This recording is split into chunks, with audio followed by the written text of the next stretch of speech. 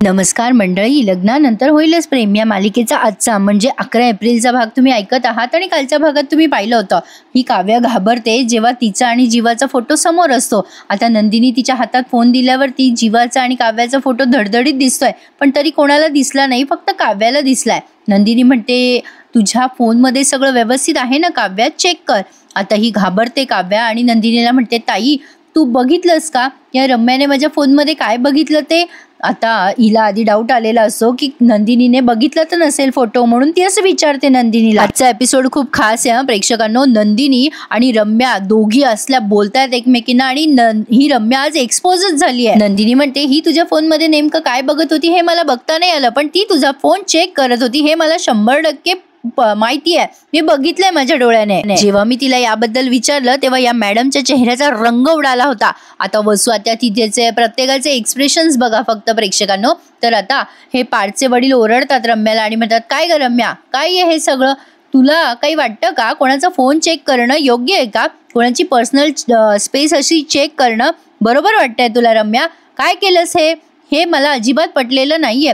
Manju आत्याचे mister पण म्हणतात, अगं रम्या तुझं सगळं चुकलंय, आय डोंट लाईक धिस. त्यावर रम्या ओरडते आणि म्हणते, तुम्ही सगळे मला का ओरडताय, या काल आलेल्या मुलीसाठी तुम्ही माझ्यावर काय ओरडताय. त्यावर जीवा ओरडतो आणि म्हणतो, ती काल आलेली मुलगी नाहीये, ती आमच्या घरची मेंबर आहे आणि तिच्याशी बोलताना जरा अदबीने बोल रम्या. आता जीवाने चक्क काव्याची साईड घेतली बरं का प्रेक्षकांनो, आणि ते बघून काव्याला खूप म्हणजे छान वाटलंय. आता पार्थ म्हणतो, जीवा अगदी योग्य बोलतोय, काय ग रम्या तुला काय गरज होती काव्याचा फोन चेक करायची. आता रम्या पार्थ समोर येते आणि म्हणते, पार्थ तू मला विचारतोयस, या काव्यासाठी तू मला जाब विचारतोयस. नाही नाही, आता मी तुम्हा सगळ्यांना जाब विचारते आणि तुम्ही सगळेजण मला उत्तर द्या, मला जाब द्या तुम्ही सगळेजण. मला सांगा, एवढे दिवस झालेत लग्नाला पण तरी सुद्धा या काव्याने पार्थ सोबत झालेलं लग्न का मान्य केलेलं नाहीये. आता जेव्हा रम्या हे बोलते तेव्हा सगळेजण थोडेसे शांत होऊन जातात. आता रम्या म्हणते, मी उत्तर देते ना, एवढ्या साध्या प्रश्नाचं उत्तर तुम्हाला कळत नाहीये, पण मी सांगते.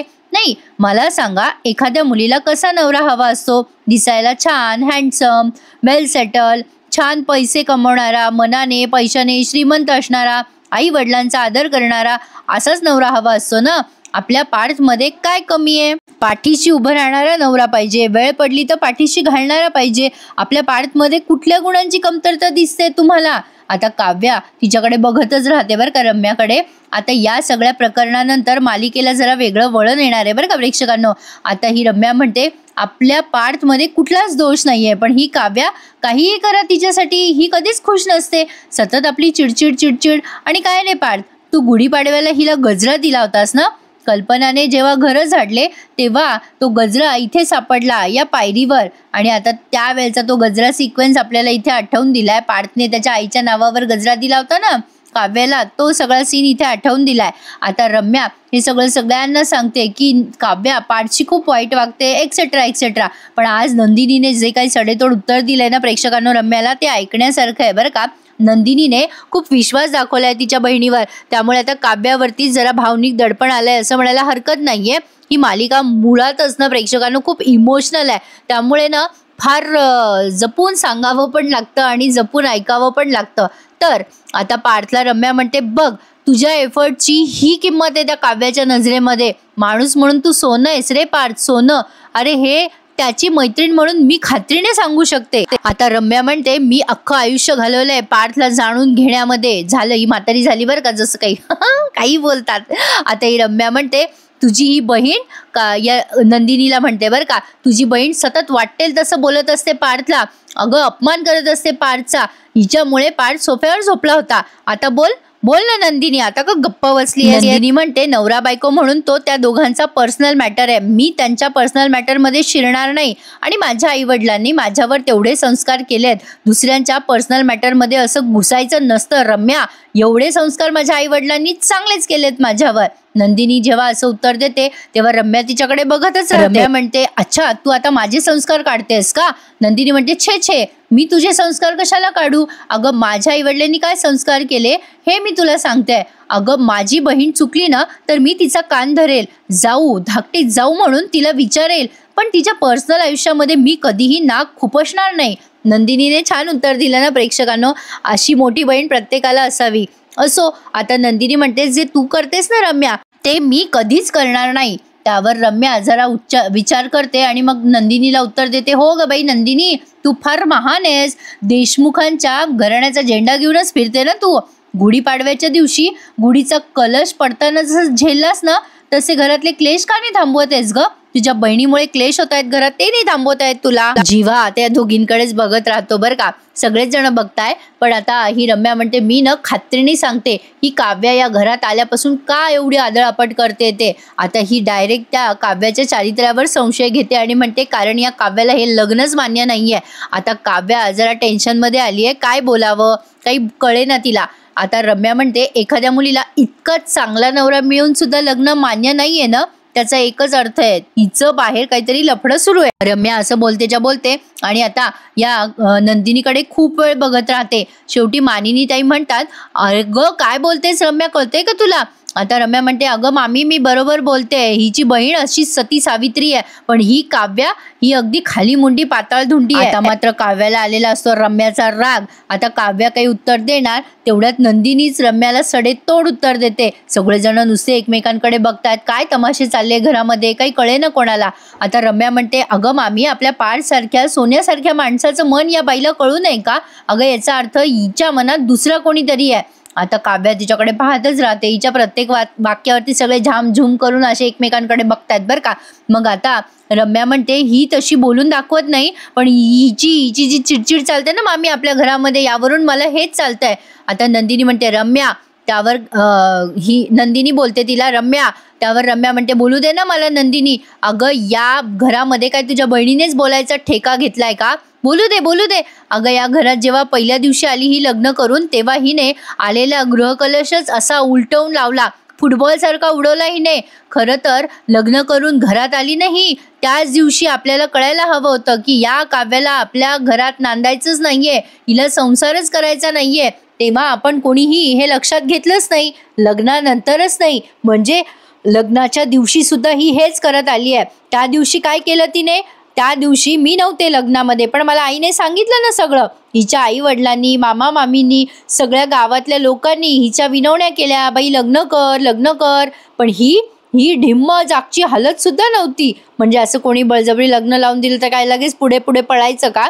त्यावर रम्या म्हणते, सगळेजण हिच्या पाया पडले, भीक मागितली, तेव्हा कुठे ही उपकार केल्यासारखी लग्नाला जाऊन उभी राहिली. मला माहिती आहे ना, सगळं माहिती आहे मला. लग्न तर केलंय हिने, पण हिच्या मनात लग्नासाठी दुसरा मुलगा आहे, नवरा म्हणून ही पार्थला मानतच नाही. आता मात्र रम्या म्हणते, असेल तर काय, आहेच हिच्या मनामध्ये दुसरा कोणीतरी. एव्हाना हिने लग्न नाही तर मान्य केलं असतं, जसं नंदिनीने मान्य केलंय.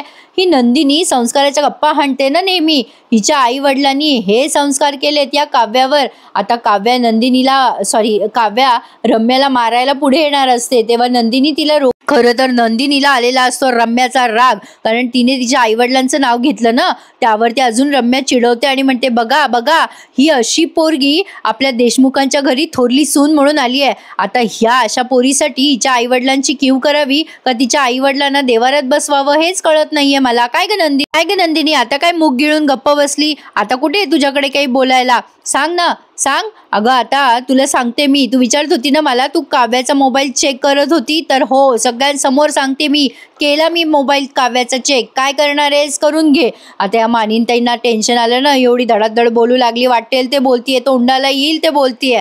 आता ही रम्या म्हणते, हिचं कोणातरी बरोबर लफडं चालू आहे ना, हे बघण्यासाठी मी या काव्याचा चेक केलाय मोबाईल. रम्याला वाटतं आपण असं बोललो ना तर काही फरक पडणार नाही, पण आता रम्या पुढे बोलते की तुमच्या आई वडिलांचे संस्कार बघण्यासाठीच मी हिचा फोन चेक केला. आता मात्र रम्याने सगळ्या मर्यादा क्रॉस केलेल्या आहेत. नंदिनी आता संतापते आणि साणकण तिच्या कानाखाली मारते. आता मात्र सगळेजण बघतच राहतात नंदिनीकडे, कारण नंदिनीने मागचा पुढचा विचार न करता रम्याच्या कानशिलात लगावली आहे. तिने हाही विचार केला नाही की ती वसू आत्याची मुलगी आहे आणि नंदिनीने जे केलं ते टू गुड केलंय. असो, आता नंदिनी म्हणते, मी तुझ्या कानाखाली मारलं ना तर मी एका संस्कारी आई वडिलांची मुलगी म्हणून तुझ्या कानाखाली मारलाय, कारण मी माझ्या आई वडिलांचा अपमान सहन करणार नाहीये. तेव्हा मानिनताई म्हणतात, नंदिनी अगं. आता नंदिनी म्हणते, आई आल्यापासून सहन करतोय आम्ही या रम्याचं विचित्र वागणं, आल्यापासून विचित्र वागणं सहन करतोय आम्ही. नाही काय वाटलं ग तुला रम्या, काय वाटलं काय? मला काही माहिती नाही, मला काही कळत नाही असं वाटलं तुला? मी बोलून दाखवत नाही याचा अर्थ मला राग येत नाही, असा जर तुझा गैरसमज झाला असेल ना रम्या, तर तो गैरसमज मला आजच्या आज काढायचा आहे, अगदी कायमचा. आता मात्र मानिनताई म्हणतात, नंदिनी अगं शांत हो. नंदिनी म्हणते, आई थांबा जरा, आमच्या काव्याने लग्न मान्य केलं नाही हे मला दिसतंय, म्हणून माझ्या आई वडिलांच्या संस्कारावर आणि माझ्या बहिणीच्या चारित्र्यावर जायचं नाही रम्या. माझ्या स्वतःपेक्षा जास्ती माझा विश्वास आहे माझ्या बहिणीवर. नंदिनीने एकदम करारा जवाब दिलाय रम्याला. मस्त दाखवलाय आजचा एपिसोड. नंदिनी म्हणते, असं काही असतं ना तर तिने स्वतःहून मला सांगितलं असतं. माझ्या बहिणीवर माझा पूर्ण विश्वास आहे रम्या. ती जर कुठे अशी गुंतली असती तर तिने सगळ्यात आधी मला येऊन सांगितलं असतं. आता काव्या नंदिनीकडे बघतच राहते. नंदिनी केवढा विश्वास दाखवते काव्यावर. आता नंदिनी पुढे म्हणते, माझी काव्या माझी सख्खी बहीण आहे आणि जेव्हा ती जन्माला आली ना तेव्हा सगळ्यात आधी मी तिला हातात घेतली होती. तेव्हापासून मी तिचा हात धरलाय रम्या. अगं तेव्हापासून मी तिचा हात कधीही सोडला नाही आणि कधी सोडणार सुद्धा नाही, लक्षात ठेव. रम्या बघतच राहते नंदिनीकडे. मग आता नंदिनी पुढे म्हणते, भलेही माझी बहीण माझ्यावर रागवली असेल सध्या, पण तिच्या मनात माझ्याबद्दल जे काही आहे ते कधीच कुठल्याच परिस्थितीत बदलणार नाही आहे. कुठल्याही दोन सख्या बहिणींना शब्दाची गरज पडत नाही. तिच्या मनात काहीही असतं तरी तिने स्वतःहून मला सांगितलं असतं. आता काव्या नंदिनीकडे पाहतच राहते जेव्हा नंदिनी अशी बोलते. आता नंदिनी म्हणते, तिने स्वतःहून पुढे येऊन विश्वासाने मला सांगितलं असतं. जीवा आणि काव्या दोघे एकमेकांकडे बघतच राहतात. आता दोघांनाही कळलंय की आता त्यालाही गप्रायचंय आणि काव्यालाही गप्रायचंय. त्यामुळे आता जीवा आणि काव्या या दोघांचं सत्य बाहेर येणं सध्या जरा मला मुश्किलच दिसतंय. आता वसुआत्या ओरडतात नंदिनीवर आणि म्हणतात, ए बस कर ग, तुझ्या बहिणीच्या प्रेमाचे गोडवे ऐकायला इथे उभं नाहीये आम्ही.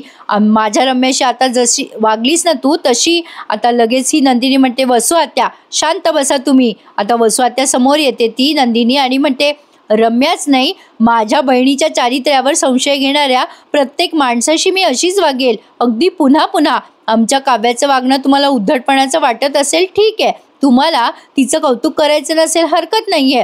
तिने पार्थ सोबत लग्न मान्य केलं नाहीये याचा राग सगळ्यांना येतोय, हे मी मान्यच करते. पण रम्याला तिच्या म्हणजे सुखी संसाराची काळजी वाटते, तिच्या मित्राची काळजी वाटते, हेही मला मान्य आहे.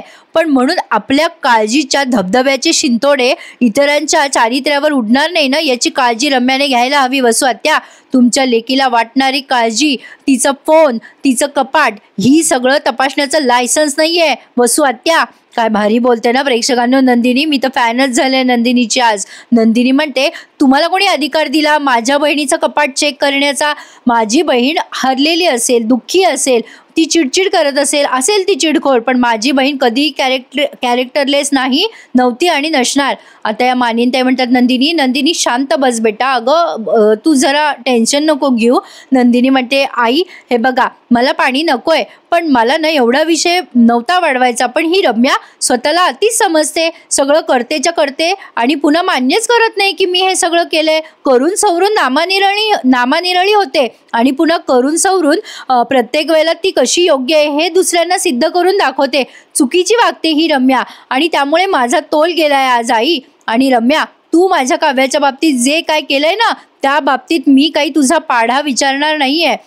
तुझ्या पापांचा पाढा विचारायला मी रिकामी नाहीये. आणि लक्षात ठेव, माझ्या बहिणीच्या बाबतीत जर पुन्हा अशी वागलीस ना तर मग तू कोण आणि मी कोण हे लक्षात ठेवायचं रम्या. यापुढे माझ्या बहिणीच्या बाबतीत जर अशी वागलीस तर माझ्या इतकं वाईट कोणी नाहीये. नंदिनीने तिला धमकवलंय आणि आता सगळे पांगलेत बरं का प्रेक्षकांनो. जो तो ज्याच्या त्याच्या जागेवर गेलाय. आज एवढंच काय ते डिस्कशन दाखवलंय मालिकेत आणि मी तुम्हाला अगदी डिटेलमध्ये रिव्ह्यू दिलाय. आता सगळेजण आपापल्या खोलीत निघून जातात. वसुआत्या आता संतापलेल्या असतात. आता या मालिकेचं घरोघरी होणार आहे बरं का. एकमेकांकडे बघायला लागतं प्रेक्षकांना आणि हा एपिसोड त्यांनी इथेच संपवलाय. आता पुढच्या भागात आपल्याला दिसणार आहे की जीवा म्हणतो, तुझा एवढा विश्वास आहे तुझ्या बहिणीवर, पण तिने तुझा विश्वासघात केला तर? नंदिनी म्हणते, मग बहीण म्हणून माझी ती हारच असेल. आता इकडे हे पार्थचे आई वडील म्हणत असतात, नंदिनी जे काही वागली आज, जे काही ती बोलली आहे रम्याला ते योग्यच आहे. पण आता वसुआत्या संतापल्यानं आता वसुआत्या त्यांच्या भावाला म्हणतात, आज तुझी सून अतिशय चुकीचं वागली आमच्यासोबत, आता मी चालले घर सोडून. मग आता ते म्हणत असतात ते पार्थचे वडील, अगं नको जाऊ वसुताई, असं काय करते, जाऊ द्यायचं असतं प्रेक्षकांनो. तेवढीच घरातली कटकट कमी झाली असती यांच्या. पण असो, आता ते म्हणतात, ताई मी तुझ्यासाठी काय करू जेणेकरून तू थांबशील? मग वसुआत्या अट घालतात की तुझ्या सुनेला नंदिनीला सांग नंदिनीला सांग की माझ्या रम्याची पायावर नाक घासून माफी माग. आता ही नंदिनी रम्याची माफी मागेल का ते बघूयात. पण आता या रम्यासाठी त्यांनी एक मुलगा बघितलाय आणि तो फॉरेनचा मुलगा आहे. आता रम्या त्या सगळ्यांसमोर या देशमुखांचा अपमान करते आणि सांगते की पार्थचं आणि तिचं आधीच लग्न झालंय, जे झालेलंच नाहीये. पण इथे मात्र रम्या सॉलिड इश्यू करणार आहे प्रेक्षकांनो. तर आता बघूयात येणाऱ्या भागांमध्ये यांची लव्ह स्टोरी हे फुलवत आहेत की नाही. कारण काव्या आणि जीवा मात्र आज चिडीचूप झालेत. त्यांना कळलंय की आता त्यांची लव्ह स्टोरी बाहेर सांगून काहीही उपयोग होणार नाहीये, कारण घरचे हर्ट होतील. तर बघूयात प्रेक्षकांनो पुढे काय काय घडतंय. वसुआत्या आता घर सोडून निघून जाणार आहेत, त्यामुळे आता हे विक्रम त्यांना थांबवणार आहेत. पण आता नंदिनी वसुआत्याच्या मुलीची म्हणजे रम्याची खरंच पायावर नाक घासून माफी मागेल का, म्हणून म्हणलं मगाशी आता या मालिकेचं घरोघरी झालंय. असो, आज तुर्तास त्यांनी एवढंच दाखवलंय प्रेक्षकांनो. कसा वाटला तुम्हाला आजचा भाग मला कमेंट करून सांगा. नंदिनीने रम्याला सडेतोड उत्तर दिलंय, पण रम्या सुद्धा आज अख्खीच्या अख्खी एक्सपोज झाली आहे बरं का. त्यामुळे रम्या आता कुठलीही गोष्ट चोरून लपून करूच शकणार नाही किंवा चांगलं बघायचं नाटक करूच शकणार नाही. एवढ्या उपर यांनी जर दाखवलं तर कमालच म्हणावी यांची. तर असो, आजचा भाग हा असा होता. कसा वाटला आम्हाला कमेंट करून सांगा आणि आवडल्यास आपल्या चॅनलला शेअर, लाईक आणि सबस्क्राईब करायला विसरू नका. असे बरेच प्रेक्षक आहेत जे अजूनही चॅनलला सबस्क्राईब करत नाहीयेत आणि तसंच मालिका बघतात. प्रेक्षकांनो असं करू नका. तुम्ही चॅनलला सबस्क्राईब केलं तर तुम्ही अगदी हक्काने माझा रिव्ह्यू एन्जॉय करताय असं मला फील होतं. चॅनलला सबस्क्राईब करा. आपली या चॅनलची सुद्धा फॅमिली तेवढीच वाढवा जेवढी आपल्या दुसऱ्या चॅनलची आहे. आजचा ठरलं तर मग बघितलं की नाही. आता ठरलं तर मग या मालिकेत पण नवीन नवीन इंटरेस्टिंग ट्विस्ट येणार आहे, त्यामुळे बघत राहा. ठरलं तर मग आणि लग्नानंतर होईलच प्रेम, दोन्हीही रिव्ह्यू आपल्या या चॅनलवर. आजचा रिव्ह्यू कसा वाटला मला कमेंट करून कळवा. भेटूयात उद्या. Take care. धन्यवाद.